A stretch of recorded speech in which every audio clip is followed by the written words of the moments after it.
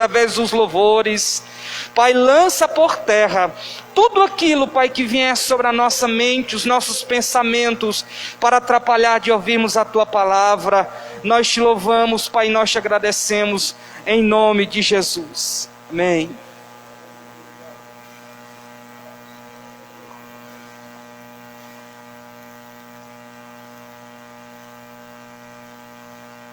Os irmãos podem se assentar, por favor. Saúde a todos com a paz de nosso Senhor Jesus. Amém? São todos muito bem-vindos. Em nome de Jesus.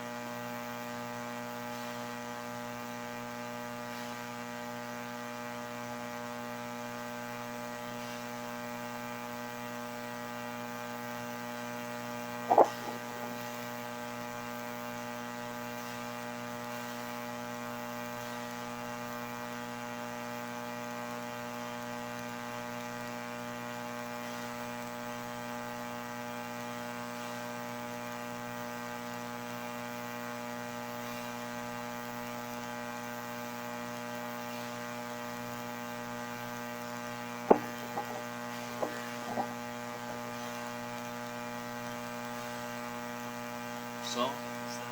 Agora está bom. Amém.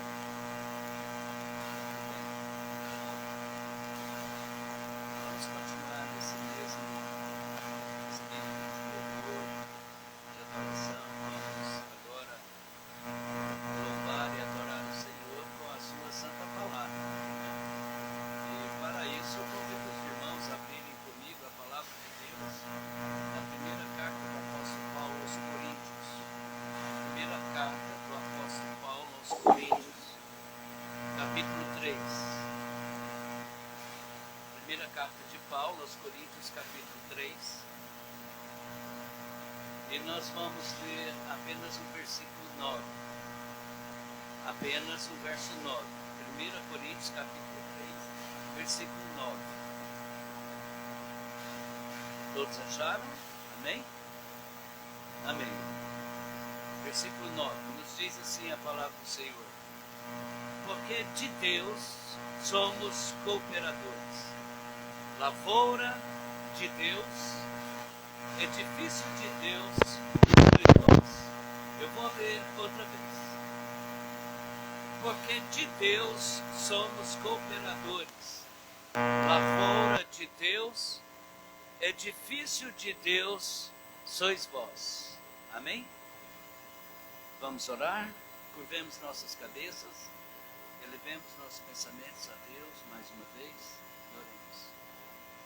Senhor, nosso Deus e Pai Todo-Poderoso, nesse momento de culto, de louvor e adoração, Senhor, nós desejamos imensamente continuar louvando, adorando, cultuando o Senhor, agora através da Tua Santa Palavra. Ó Deus amado, e para isso, em nome de nosso Senhor Jesus Cristo, eu te suplico, esteja nos anulando por completo, ó Deus.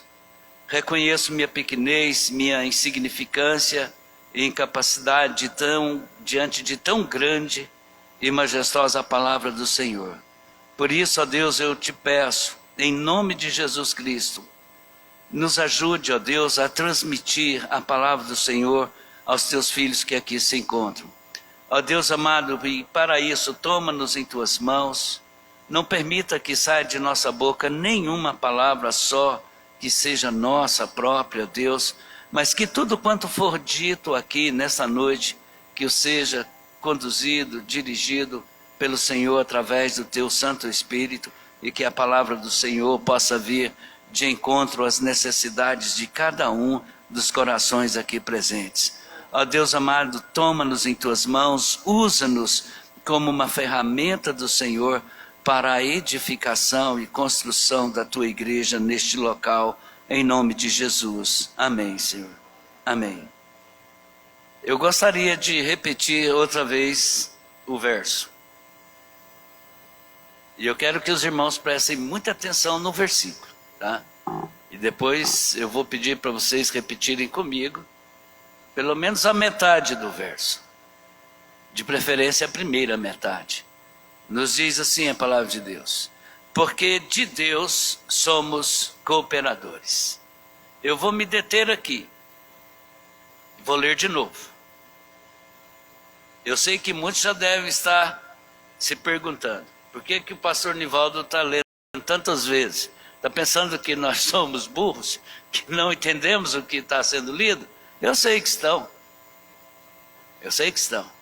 Mas uma coisa eu vou afirmar para vocês.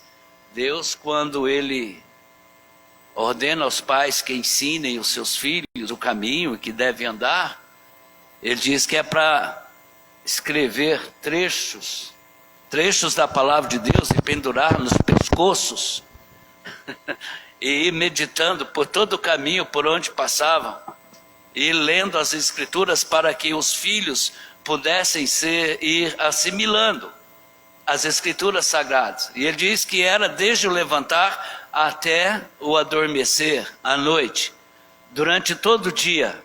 Então parece que o que Deus estava não somente sugerindo aos pais no Antigo Testamento, como também a todos os patriarcas, e principalmente a Moisés, e a todos os hebreus através da lei, o ensinamento deveria ser realizado através de repetições contínuas. Era preciso que fosse sendo repetido a palavra de Deus.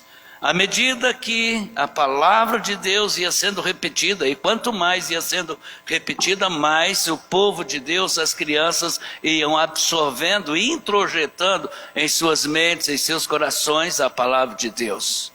E é muito mais que repetições. O processo era uma massificação. Massificação. E o mais interessante é que o mundo pagão utiliza-se dessa ferramenta para massificar, controlar e distorcer nossas mentes da palavra de Deus. E começa fazendo isso, nos levando e nos conduzindo ao consumismo. Não sei se os irmãos já perceberam, a Coca-Cola, ela trabalha com a massificação do seu produto na mente da população de uma maneira extraordinária e fenomenal. Você acorda de manhã e liga o rádio para ouvir as horas, né, para ver se já está atrasado ou não para ir para o trabalho. Primeira coisa que você ouve é a propaganda da Coca-Cola. Falando da Coca-Cola gelada, que é muito bom e apresenta uma série de benefícios que ela eventualmente poderia causar no organismo das pessoas, e vai por aí. De repente você sai, pega o ônibus ou vai de carro e você se depara com um outdoor imenso com uma garrafa de 3 litros de Coca-Cola suando de tão gelada que está, e aquilo vai ficando na sua mente. E o motorista do ônibus liga o rádio para descontrair um pouco mais, porque o ônibus está muito cheio, e o que vem? Propaganda da Coca-Cola, e sempre dando uma palavra de ordem: beba Coca-Cola, e aquilo vai entrando, massificando a sua mente, e de repente chega a hora do almoço, você se assenta na cadeira do restaurante, pede um prato de comida, e o garçom pergunta para você: o que você vai beber? Qual é a resposta? Coca-Cola. Eu quero uma Coca-Cola. Está vendo? O mundo usa essa ferramenta. E muitas vezes nós deixamos de usar, sabendo que isso é uma ordem do Senhor. Por isso eu repeti, e vou repetir várias vezes, até o final da mensagem. Agora somente a parte B. E eu vou pedir vocês para lerem comigo apenas a parte A do versículo. Vamos lá? Porque de Deus somos cooperadores. Outra vez? Porque de Deus somos cooperadores. Muito bem, mais uma vez, só de bandeja, tá? Depois eu não vou pedir para repetir toda essa parte outra vez, mas palavra por palavra, tá bom? Então vamos lá? Porque de Deus somos cooperadores. Agora sem olhar.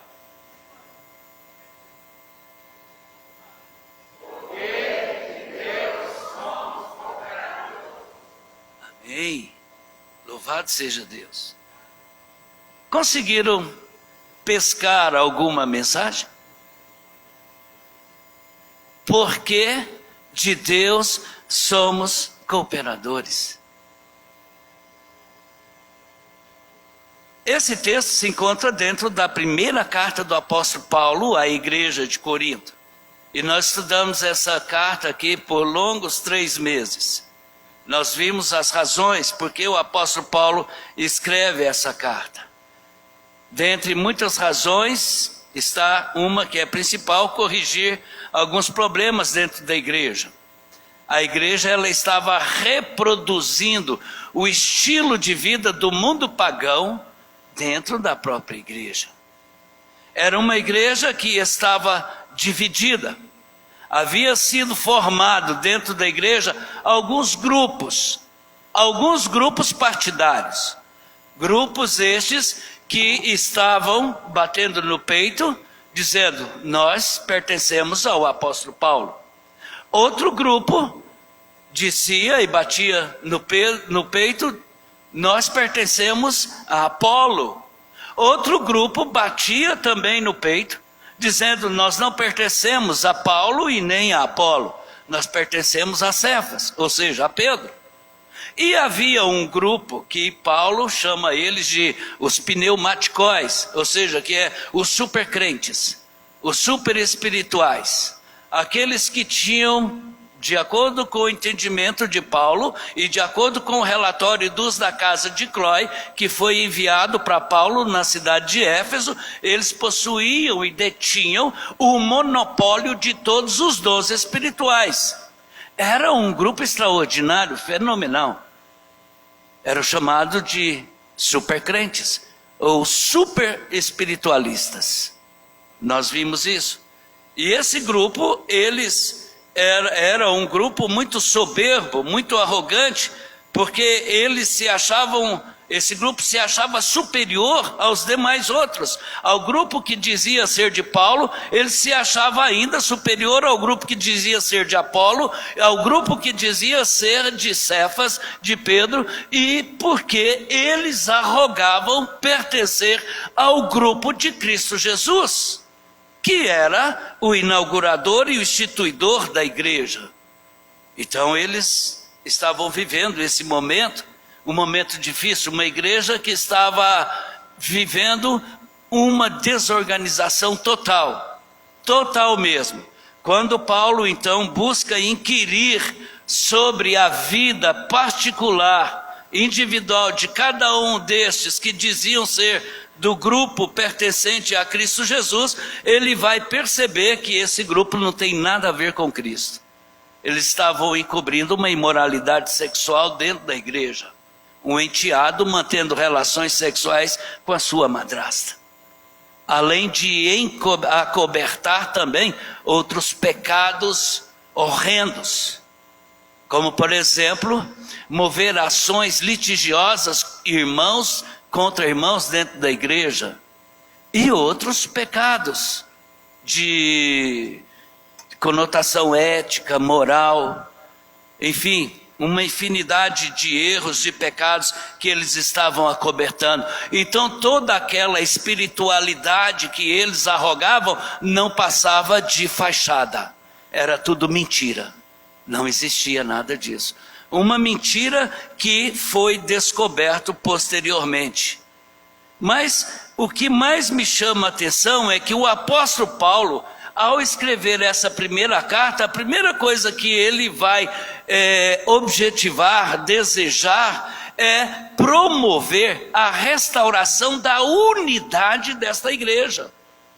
Ele quer promover a restauração da unidade dessa igreja, porque o apóstolo Paulo, ele entende que a igreja não pertence nem a ele, que é o próprio apóstolo Paulo, ela não pertence a Apolo, não pertence a Pedro e não pertence ao grupo espiritual e nem aos grupos B, C ou D, mas ela pertence única e exclusivamente a Deus, através de nosso Senhor e Salvador Jesus Cristo.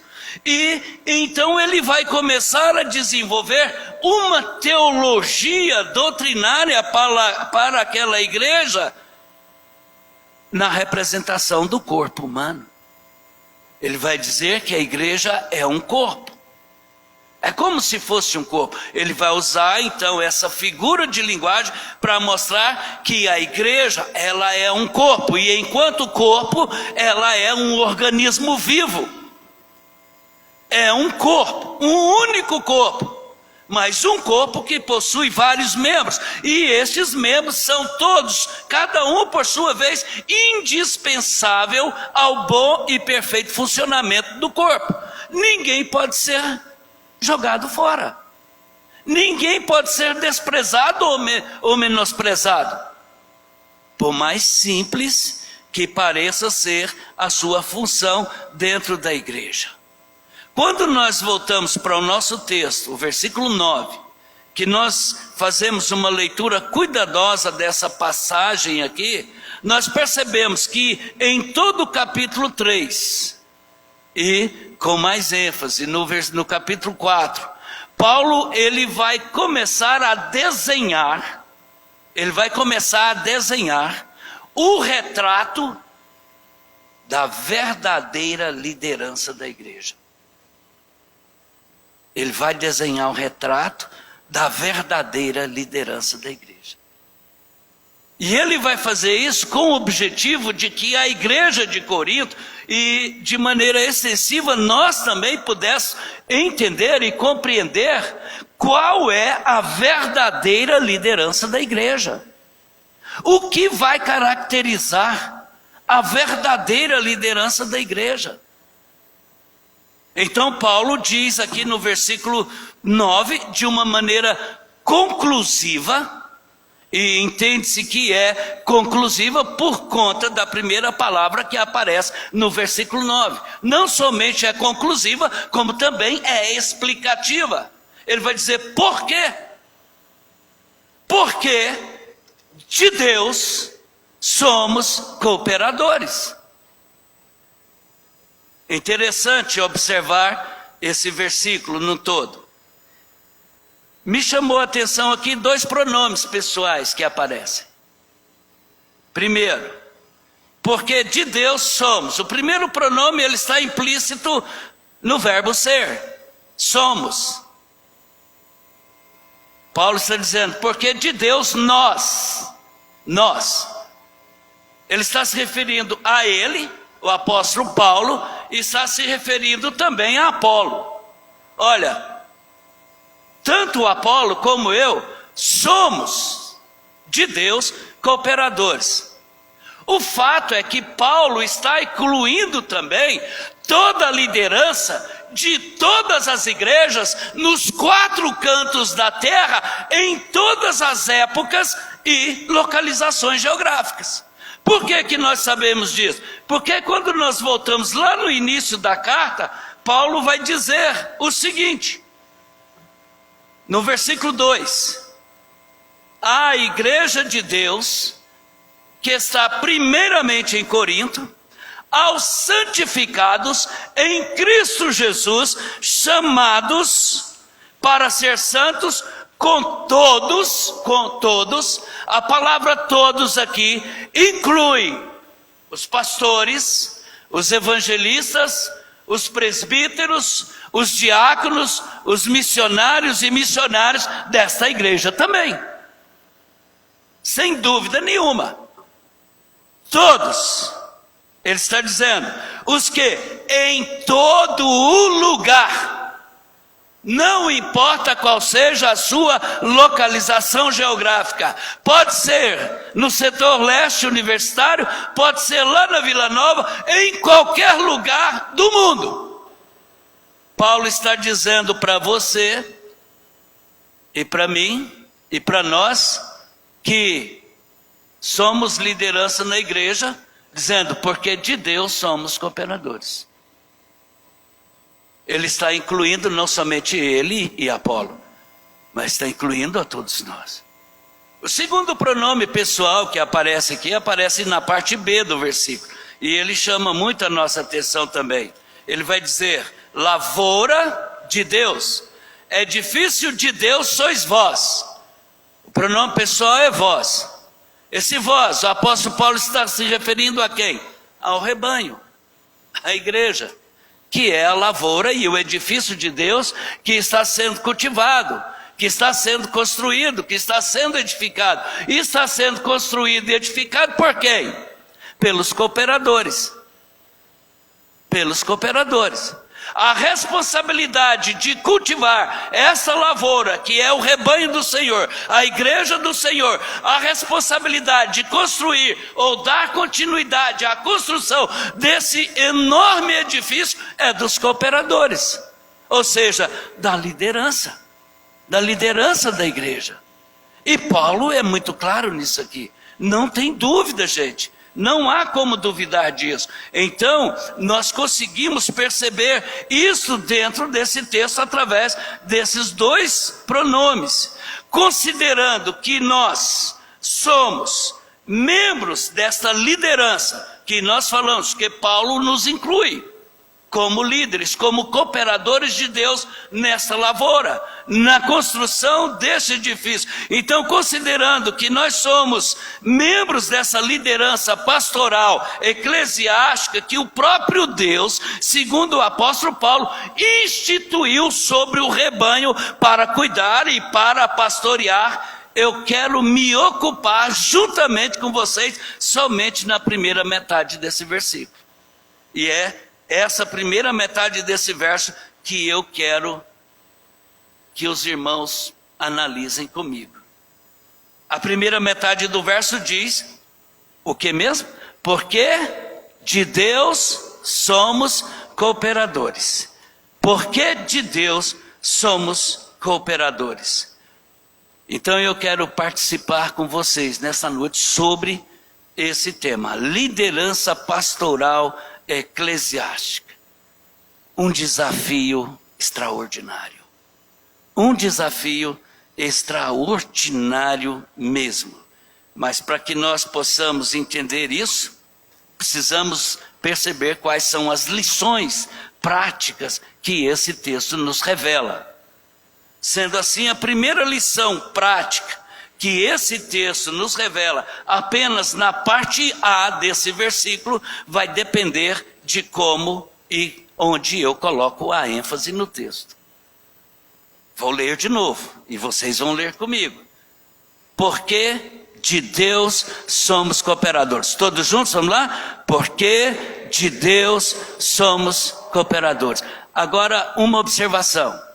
Vamos colocar uma ênfase maior nas palavras de Deus, porque de Deus somos cooperadores. Vamos lá? De Deus, com muita força, com muita ênfase. Vamos, como diz o nosso maestro, o irmão Moura, vamos respirar fundo e com o nosso diafragma vamos entoar a uma só voz, de Deus, porque de Deus somos cooperadores. De novo, não ficou bom. Eu ouvi um som desafinado. Porque de Deus somos cooperadores. O que isso quer nos dizer? Paulo está explicando. Porque de Deus somos cooperadores. Paulo já disse antes, e ele reforça aqui, dizendo que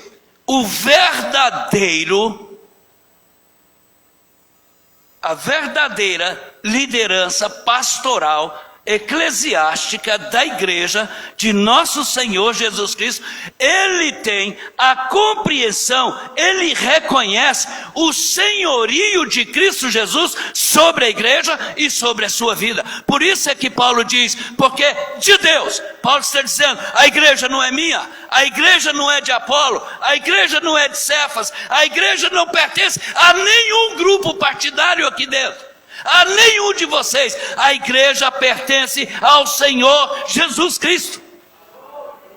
E nós precisamos entender isso. E muitas vezes não queremos entender. Nós sabemos disso, mas não queremos. não queremos entender, ou entendemos e não queremos aceitar que a igreja pertence ao nosso Senhor Jesus Cristo. Então começamos a monopolizar a igreja do Senhor Jesus para o nosso próprio interesse, para a nossa própria conveniência. E empregamos sobre ela um poder violento, um poder que vai violentar de maneira prejudicial e catastrófica a vida de muitos irmãos, a vida de todo o rebanho. Um poder que vai culminar na morte espiritual de muitos irmãos. Vai culminar, primeiramente, no entristecimento, depois no desânimo, no desinteresse, na apatia, na depressão, na angústia, na dor, no sofrimento e finalmente no abandono da igreja, no abandono da comunhão com os santos. Irmãos, se nós não entendermos que a igreja não é nossa, não pertence a nós, mas ela é de Deus, a igreja não vai prosperar. Nós nos cansaremos de pular, de gritar, de cantar, de apelar, mas nunca crescerá, porque o primeiro entendimento que Paulo procura mostrar aqui é que a igreja não pertence a nenhum grupo partidário, ela não pertence a nenhuma família. Quando eu cheguei na igreja, na primeira igreja presbiteriana de Lusiânia, no entorno de Brasília, eu fui advertido por vários pastores do presbitério. Falou: tem uma família naquela igreja que detém o poder da igreja. Se você não comer na mão dessa família, você não vai prevalecer lá por muito tempo. Eu disse: Deus me chamou para lá. Certamente Deus tem algo para ensinar, né? Tanto para mim como para eles. Então nós aprenderemos juntos. E nós chegamos lá, irmãos, e Deus foi trabalhando e foi mostrando.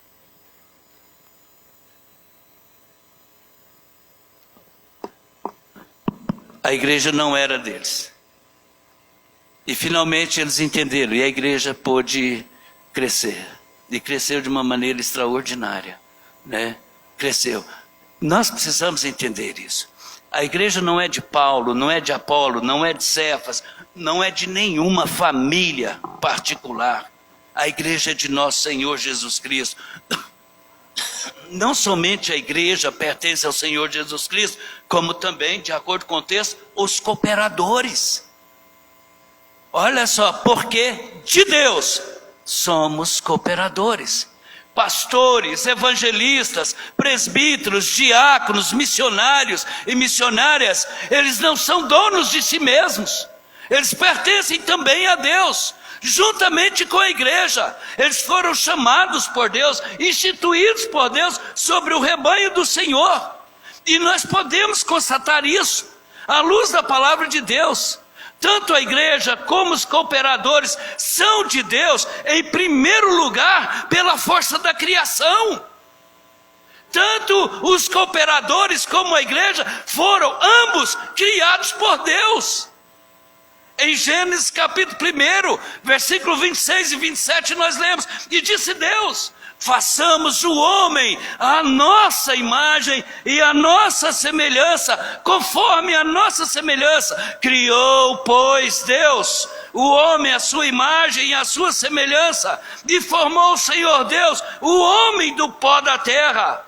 Em Salmo capítulo 24, verso 1, o salmista ele reafirma isso dizendo: do Senhor é a terra, do Senhor é todas as coisas, toda a sua plenitude, o mundo pertence ao Senhor, e tudo que nele há pertence ao Senhor. Somos, pois, de Deus. Nós somos de Deus, porque Deus nos criou. E nesse sentido, nós somos 100% dependentes de Deus, assim como também a igreja, enquanto criação de Deus, ela é 100% dependente de Deus. Ela não depende de homem nenhum, nunca dependeu. A igreja resistiu e resiste e resistirá enquanto Deus assim o quiser. As portas do inferno, a todas investidas do inferno, e o inferno não prevalecerá contra a igreja, porque o Senhor a criou, o Senhor a sustenta, e ela não depende, não dependeu, não depende, jamais dependerá de homem algum. E isso precisa entrar na mente da liderança da igreja, que se você estiver aqui ou não estiver, a igreja como sendo uma instituição do Senhor, ela vai continuar e nem mesmo o inferno prevalecerá contra ela, porque ela não é do homem, ela não é do pastor, não é do presbítero, não é de ninguém, é de Deus, porque Deus a criou. Em segundo lugar, tanto a igreja como os cooperadores pertencem ao Senhor. De acordo com o apóstolo Paulo, no capítulo 6, versículos 19 a 20, nós lemos o seguinte: não sabeis vós que o vosso corpo é santuário do Espírito Santo de Deus, e que vocês não são de vocês mesmos? Vocês não são de vocês mesmos, porque vocês foram comprados por preço. Portanto, glorificai a Deus no vosso corpo. E ainda o apóstolo Pedro, ele vai retificar, reafirmar essas palavras no capítulo 1, versículo 18 e 19, dizendo: sabendo que não foi com coisas corruptíveis, como a prata ou como o ouro, que fostes resgatados da vossa vã maneira de viver, mas foi por precioso sangue, como o sangue de um cordeiro, sem defeito e sem mancha. Nós fomos resgatados, irmãos, pelo sangue de Jesus Cristo, derramado na cruz do Calvário. Nós fomos comprados de volta, tanto os cooperadores de Deus, como a igreja de nosso Senhor Jesus Cristo. Então, nesse sentido, podemos dizer que pertencemos a Deus por duas vezes. Primeiro, por criação. Segundo, porque Ele nos comprou de volta. Conta-se que, em certa ocasião, um menino muito pobre queria muito, desejava ter um barco. E ele não conseguia ter um barco. Ele não tinha dinheiro suficiente para um barco. Então, de repente, ele se pôs a construir ele próprio o seu barquinho. E depois de muitos dias e meses de trabalho árduo e incansável na construção desse barquinho, ele finalmente conseguiu concluir a construção do seu barco. Num dia chuvoso, ele falou: agora chegou o momento de experimentar o meu barco. E ele foi até a rua, numa enxurrada, ele colocou o barquinho. E o barquinho foi embora e caiu dentro de um bueiro, desapareceu. Ele ficou triste. Muito triste, chorou amargamente por muitos e muitos dias. Depois de muito tempo caminhando pelas ruas da cidade, passando na calçada de frente a uma loja, ele vê o barquinho dele lá na loja. E chega, entra, conversa com ele, fala: moço, aquele barquinho é meu. Ele falou: não, ele é meu. Eu o achei. Ele é meu. Mas ele disse: não, eu construí aquele barquinho. Ele me pertence. E explicou para o proprietário da loja detalhadamente como ele fez o barquinho, peça por peça que ele colocou. O barquinho é meu, eu o conheço, eu o fiz, eu o construí. Eu falei: não, se você quiser esse barquinho, você terá que pagar o preço que eu estou pedindo nele, que é $50. O menino ficou desesperado. Era pobre, não tinha como arrumar os $50. E ele então foi trabalhar. E foi trabalhando, e depois de meses de trabalho, ele conseguiu juntar os $50, voltou naquela loja, comprou o barquinho. Quando o senhor da loja entregou o barquinho para aquela criança, ele abraçou aquele barquinho e chorou profundamente. e exclamou: você agora é meu 2 vezes. Primeiro, porque eu te criei. Segundo, porque eu te comprei de volta. Irmãos, a igreja é de Deus, porque Deus a criou e porque Deus a comprou de volta. Assim como os cooperadores também são de Deus, porque Deus criou os cooperadores da igreja e Deus os comprou de volta para si mesmo, para arrebanhar a igreja que Ele mesmo comprou de volta. Não há motivos para nós ostentarmos qualquer posição dentro da igreja. Não há nenhuma razão. Não somos maiores, nem menores, nem melhores, nem piores que qualquer outro. Todos pertencemos de Deus, pertencemos a Deus e pertencemos a Ele, porque Ele nos criou e também porque Ele nos comprou de volta. E essa é a primeira lição que nós precisamos entender nesse texto, porque de Deus, tanto a igreja como os cooperadores são propriedade exclusiva de Deus, pertencem a Deus. A segunda lição que nós precisamos aprender, à luz desse texto aqui, agora nós vamos mudar um pouco a ênfase. Vamos tirar a ênfase de sobre a expressão de Deus e colocar sobre cooperadores, tá? Vamos falar cooperadores com muita força, porque de Deus somos cooperadores. Porque de Deus somos cooperadores. Alguém sabe me dizer o que significa a palavra cooperador? Porventura é dono? É dono? Não. Ele é proprietário? Também não. Então, como é que se explica muitas pessoas que se acham e julgam ser os donos da igreja? Nunca entenderam o que Deus realmente está dizendo à luz desse texto. O texto é muito claro, ele diz que nós somos cooperadores. A verdadeira liderança pastoral eclesiástica, ela se constitui em um desafio extraordinário, maravilhoso, porque nos dá o privilégio desta parceria com Deus, porque nós nos tornamos parceiros de Deus. Parceiros de Deus, não somente no cultivo dessa lavoura, mas também na edificação desse imenso edifício. Nós somos cooperadores. E isso é um privilégio que Deus nos concede graciosamente. Uma vez, irmãos, que entendemos que a igreja é de Deus, e que nós também, enquanto cooperadores e ovelhas, membros da igreja, somos de Deus pela criação, pelo resgate, pela vocação, está claro que essa parceria com Deus não coloca o dono da igreja no mesmo pé de igualdade que os seus colaboradores. E também não coloca os colaboradores no mesmo pé de igualdade com o dono da igreja.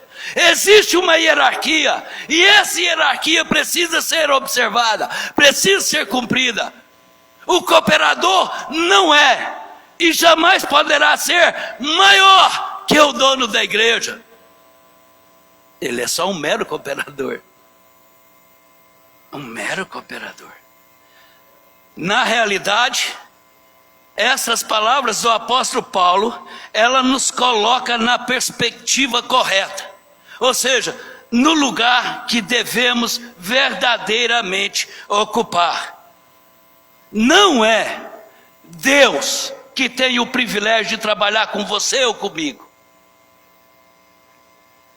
É o contrário. Sou eu que tenho o privilégio de poder trabalhar com Deus. Não é o contrário, irmãos. E é interessante como que esse procedimento foi invertido.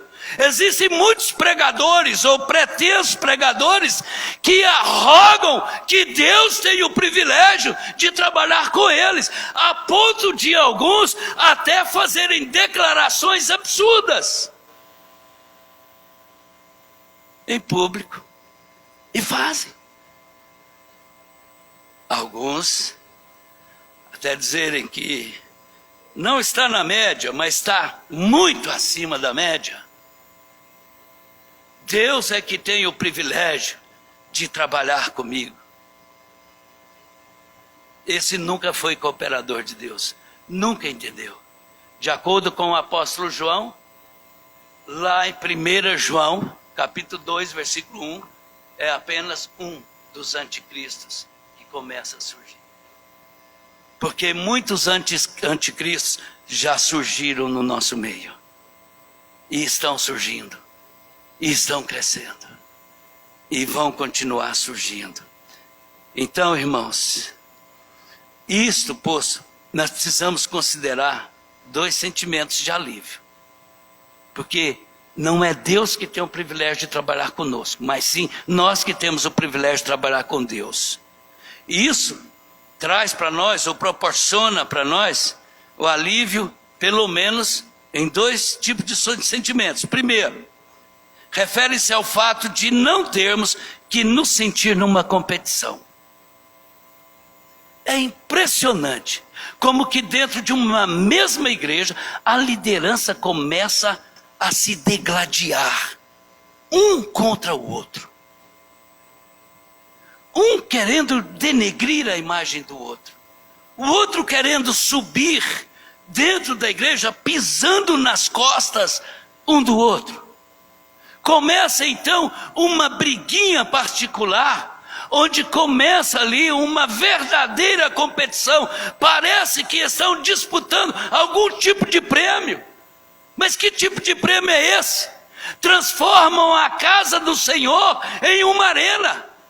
Em uma arena de gladiação, de batalha, de debate, de luta. Enquanto cooperadores de Deus, temos que ter em nossa mente que somos apenas cooperadores de Deus. Nós não somos maior, nem menor, nem melhor, nem pior que o outro, mas todos nós somos cooperadores diante ou junto com o mesmo Deus. Então esse sentimento de competição, ele precisa ser desarraigado da nossa mente, desarraigado do nosso coração. Nós não podemos nos sentir que estamos dentro ou em meio a uma batalha ferrenha, em meio a uma competição. Não é isso que Paulo está dizendo. Paulo está combatendo isso quando ele percebe aqueles grupos partidários dentro da igreja. Eu sou de Paulo, eu sou de Apolo, eu sou de Cefas, eu sou de Jesus Cristo, eu sou mais espiritual que vocês. Paulo está dizendo, não existe, não pode existir competição dentro da igreja, e muito menos no meio da liderança, entre pastores, evangelistas, presbíteros, diáconos e missionários. Todos somos cooperadores, todos somos cooperadores. Paulo vai dizer, Apolo não é maior que Paulo, nem Paulo maior que Apolo, nem ambos maior que Pedro, mas todos são cooperadores. Um é o que planta, outro é o que rega, mas o crescimento vem de quem? De Deus. Porque nenhum cooperador é capaz de proporcionar crescimento na vida de ninguém. Somente Deus pode proporcionar o crescimento. O cooperador, ele é só um cooperador. E não é nada mais do que isso. Isso precisa ser introjetado nas nossas mentes. Então é óbvio, irmãos, e chega a dispensar qualquer tipo de comentário, que cada um de nós é responsável por fazer e dar o nosso melhor para Deus.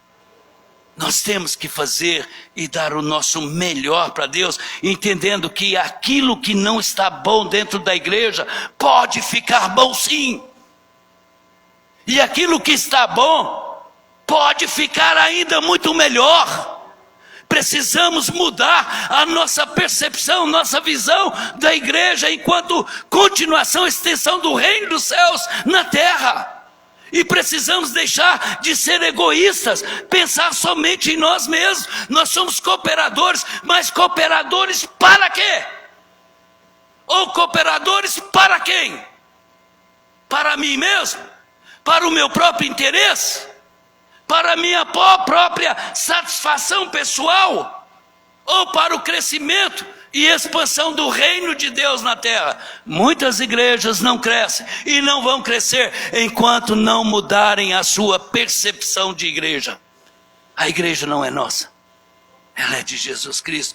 Então, pastores, evangelistas, presbíteros, diáconos, missionários e missionárias, somos apenas cooperadores. Não podemos conter qualquer sentimento de competição dentro da igreja. Nós fomos chamados por Deus para realizar a sua obra aqui, para pregar o seu evangelho, ajudar as outras pessoas.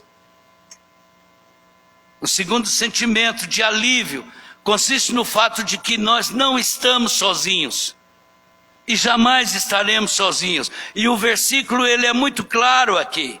Ele diz: porque de Deus somos cooperadores. Então a palavra ser como cooperador, ambas as palavras aparecem no plural, o que nos dá a ideia de que nós somos um grupo de cooperadores, mas não um grupo de cooperadores para se debater entre si, ou se degladiar entre si, travar uma batalha ferrenha entre si, uns contra os outros. Muito pelo contrário. O apóstolo Paulo vai reafirmar o pensamento nos versículos 5, 6 e 8 deste mesmo capítulo, dizendo: pois quem é Apolo? E quem é Paulo? Senão ministros pelos quais crestes. E isso conforme o que o Senhor concedeu a cada um. Eu plantei.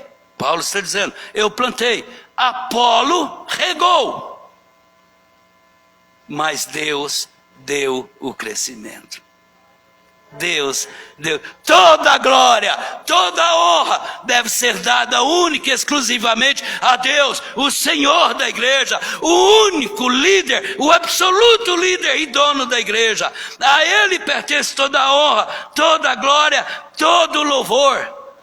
Cooperadores devem se apoiar mutuamente, ajudar-se uns aos outros mutuamente, e não procurar denegrir a imagem um do outro, menosprezar, inferiorizar o outro, mas apoiar, ajudar, se necessário for, colocar sobre os ombros e carregar um ao outro, enquanto ele precisar. É para isso que Deus nos chamou. E toda liderança verdadeira, ela carrega o rebanho do Senhor. Ela ajuda no cultivo dessa lavoura. Ela ajuda na construção desse edifício. É para isso que Deus chamou. Irmãos, compreendendo então a verdade bíblica de que aquele que planta não é melhor do que aquele que rega, e vice-versa, devemos nos esforçar por considerar, amar, apoiar, honrar e respeitar os outros obreiros. Jamais proferir qualquer palavra de menosprezo que pode denegrir a imagem do irmão, porque de Deus somos cooperadores. Que desafio formidável! Esse é o maior de todos os desafios. A verdadeira liderança pastoral eclesiástica, ela entende que o Senhor é o dono da obra. E somente o Senhor. A verdadeira liderança pastoral eclesiástica, ela entende que a liderança pertence ao Senhor. Ela entende ainda que todos os cooperadores estão empenhados e devem estar empenhados apenas como cooperadores, como servidores do supremo projeto de Deus concretizado na pessoa de nosso Senhor Jesus Cristo. Nós precisamos, irmãos, lembrar-nos de que a responsabilidade é grande sobre não somente os diáconos, mas também sobre os missionários, missionárias, sobre evangelistas, presbíteros e, sobretudo, sobre os pastores da igreja. A responsabilidade é grande, pois o cooperador pastoral No tribunal de Cristo ele vai ter que prestar contas. Irmãos, eu já disse e repito, Deus não vai perguntar se o ministério desenvolvido pela liderança pastoral eclesiástica foi presbiteriano, batista ou assembleiano. Ele vai perguntar se foi bíblico. É o que interessa para Deus. Deus quer saber se o ministério realizado pela liderança pastoral eclesiástica foi verdadeiramente um alicerce, ou seja, um ministério assentado nas Escrituras Sagradas em conformidade com a palavra de Deus. É isso que Deus vai requerer de cada um de nós enquanto liderança pastoral da igreja. Amém? Fica esse desafio, para construirmos, a partir de então, em nome de nosso Senhor Jesus Cristo, e para a glória de nosso Deus e Pai, o ministério 100% bíblico, pautado na palavra de Deus. Amém? Bendito Deus e Pai Celestial, obrigado por esses momentos na casa do Senhor. Deus, que a palavra do Senhor possa falar verdadeiramente aos nossos corações e nos sensibilizar para sermos ainda mais cooperadores do Senhor nesta obra que é tão grande e maravilhosa, no nome de Jesus. Amém, Senhor. Amém.